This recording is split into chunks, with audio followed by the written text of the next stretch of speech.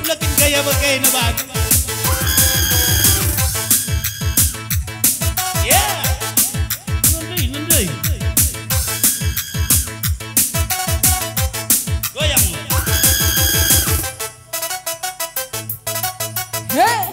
Lo kamara pudiku, tahu akari.